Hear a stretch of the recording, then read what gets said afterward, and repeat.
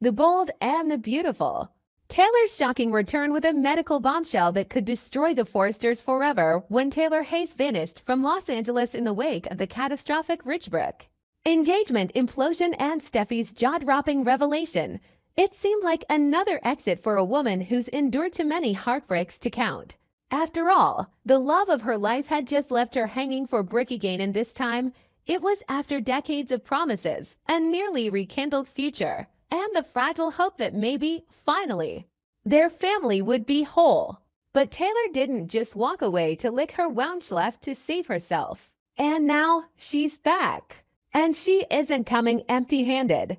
She's bringing with her a truth so devastating, so medically undeniable, it could shatter what's left of Ridge's world and rip through the Forrester legacy like a surgical strike. For weeks, Taylor's absence was barely more than a whisper. Steffi knew where she was barely. Thomas had no idea. Ridge, guilt-ridden and desperate, tried to track her down, but she remained intraceable. No phone calls, no texts, no breadcrumbs. What no one knew was that Taylor had checked herself into a private medical retreat. Not just for emotional recovery, but for something far more pressing: a full neurological and psychological evaluation. Rumors of past trauma, cognitive lapses, and even an old head injury had long circulated in hushed tones. And now, those whispers were the key to something much bigger. Taylor's return is silent, methodical, and chilling. She doesn't arrive with fanfare or emotional scenes. She doesn't ask to see Ridge. She doesn't cry. She books a meeting directly with Eric, requests access to the Forrester family boardroom, and sends a formal invite to Ridge, Steffi, Thomas, and a select few. No explanations. Just a time. Just a location. Just her name. They all come. Ridge arrives first, visibly aged by grief and guilt. Steffi follows, protective but curious. Thomas lingers in the back, guarded and cautious. When Taylor walks in, dressed in calm neutrals and carrying a sealed folder, the entire room shifts. She looks different. Not fragile. Not angry. But resolved. Her eyes don't search for Ridge's approval. Her posture doesn't sag under the weight of history. She came here for one thing only: to tell them what she found. And what she's about to drop is more than personal, it's potentially criminal. She opens the folder and begins to speak clinically, like the psychiatrist she's always been, but with a steel core. During her medical retreat, she underwent a full cognitive workup. Anomalies were discovered, traces of suppressed neurological trauma that dated back decades. But that wasn't the twist. That was the breadcrumb.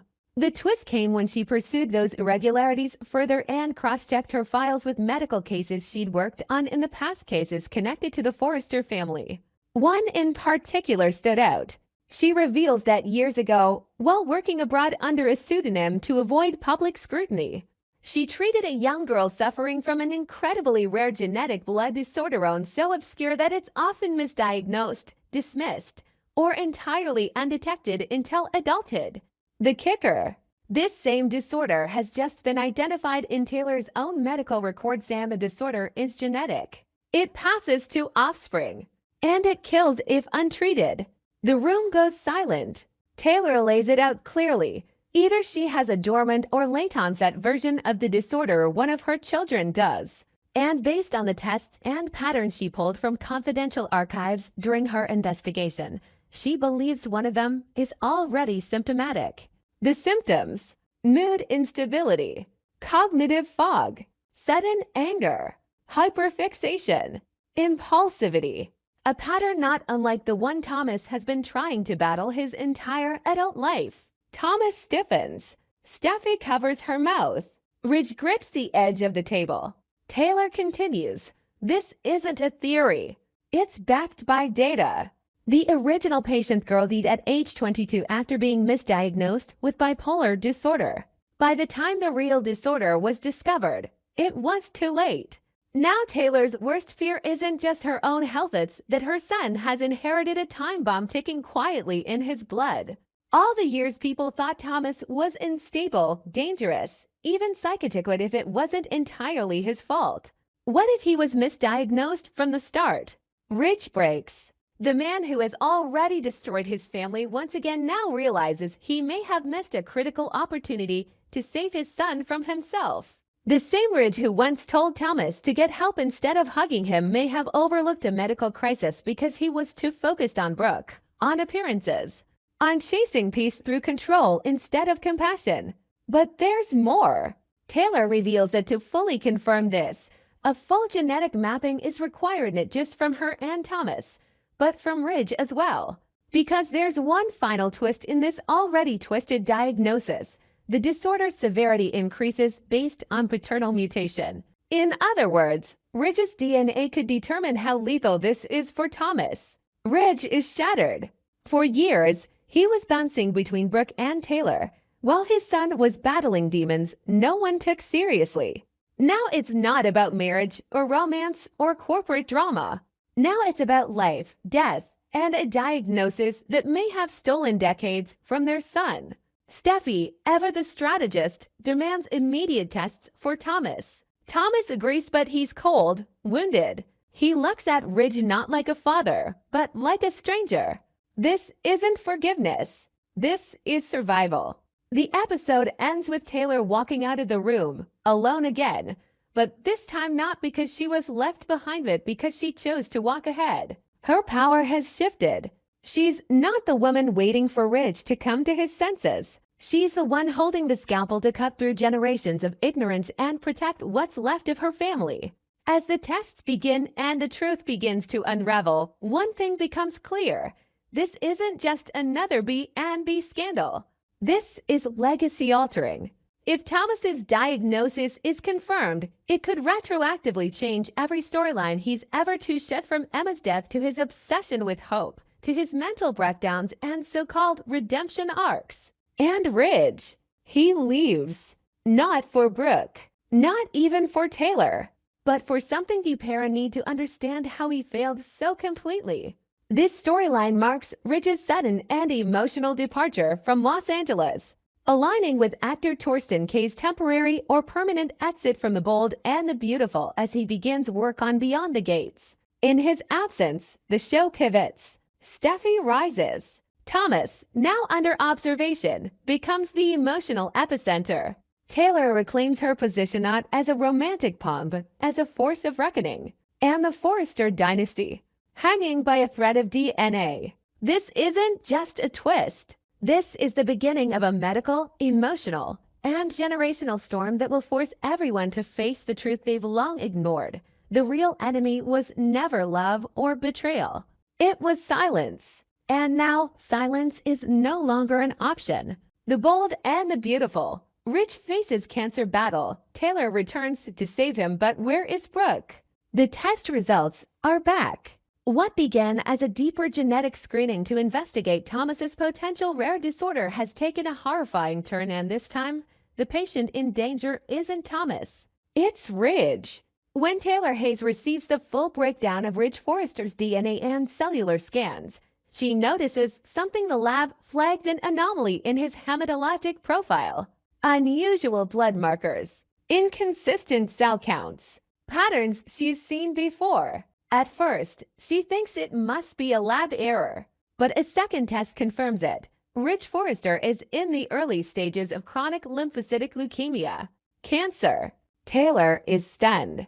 She's not just a psychiatrist, she's still a trained physician. She knows exactly what this means. She also knows Ridge hasn't been to a primary care physician in years. Typical Ridge. He's too busy running Forrester Creations, managing his broken family, chasing Brooke, pushing away Taylor, avoiding pain with pride and stubbornness. Now, that negligence could cost him his life. Taylor makes the decision instantly. She can't stay away. She books the first flight back to Los Angeles. This time, her return is different. There's no confrontation, no drama, no lectures. She doesn't come to reopen wounds. She comes back with one purpose: to save Ridge. She meets him at the Forrester mansion. He's surprised to see her. Her eyes are softer now. There's no judgment, only urgency. She sits him down and lays it out carefully. Rich jokes at first, brushes it off, tries to act invincible. But Taylor doesn't let him escape. She shows him the reports. She looks him in the eye and says the words, "You have cancer, Rich." Time freezes. The man who's always been the center of the storm, the anchor, the ego, the designer, the playboy suddenly becomes the patient. Vulnerable. Mortal. At first, Rich resists treatment. He doesn't want pity. He doesn't want the family to know. But Taylor, relentless and compassionate, doesn't give up. She calls in specialists. She gets him an oncologist. She lays out a plan for treatment: chemotherapy, immunotherapy, possibly a clinical trial. She tells him he can beat this, but only if he starts now. Rich finally agrees. And then the question becomes, where is Brooke? Brooke Logan, once again, is on the outside looking in. After the devastating revelation that she may have been involved in Taylor's miscarriage decades ago, a crime now under legal review, she's been in hiding, dealing with media backlash, the possibility of indictment, and the complete unraveling of her relationship with Ridge. She hears about Ridge's condition from Donna, not from Ridge himself. And that hurts. Brooke tries to visit, but when she arrives at the mansion, she finds Taylor already there, sitting at Ridge's side, organizing his medications, reviewing treatment protocols, speaking calmly with the oncologist. Brooke stands in the doorway. She watches, and she sees it not romance, not seduction, but real partnership, real care, something she never quite offered Ridge in the same way. Not like this. Taylor isn't competing for Ridge's love. She's fighting for his life. Brooke asks Ridge if he wants her to stay. He hesitates. Then he tells her the truth right now. He doesn't have the energy to figure out their future. He needs to survive the present. Brooke nods. It's not a goodbye, but it's not a yes either. Outside, Brooke breaks down. She thought she and Ridge would grow old together. She never imagined watching another woman guide him through chemo. Back inside, Taylor prepares Ridge for his first round of treatment. Steffi and Thomas rally behind their father. Even Eric begins to step back from Forrester Creations to spend more time with Ridge. The company's leadership temporarily shifts into Steffi's hands. The younger generation starts taking over. The storyline shifts from corporate schemes and romantic betrayals to something deeper: mortality, healing, family. Ridge's illness becomes the great equalizer. He can no longer be the alpha in every room. He has to be cared for.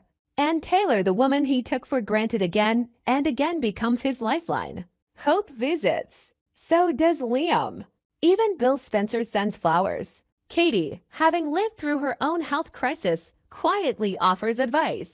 The Forresters begin to close ranks, but the central triangle remains unresolved. Brooke wants back in.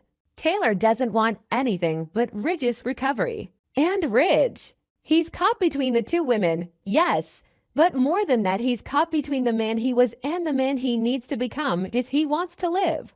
As Ridge begins chemotherapy, hair loss, fatigue, and emotional breakdowns follow. He becomes fragile. He becomes angry.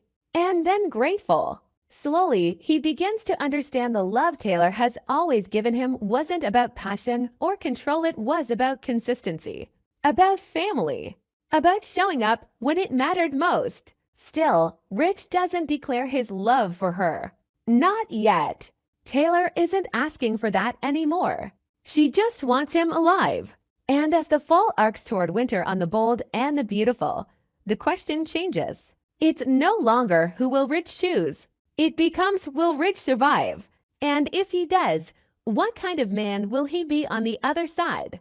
The answer may not come for months, but one thing is clear: Taylor came back for him. And this time, Ridge won't walk away easily.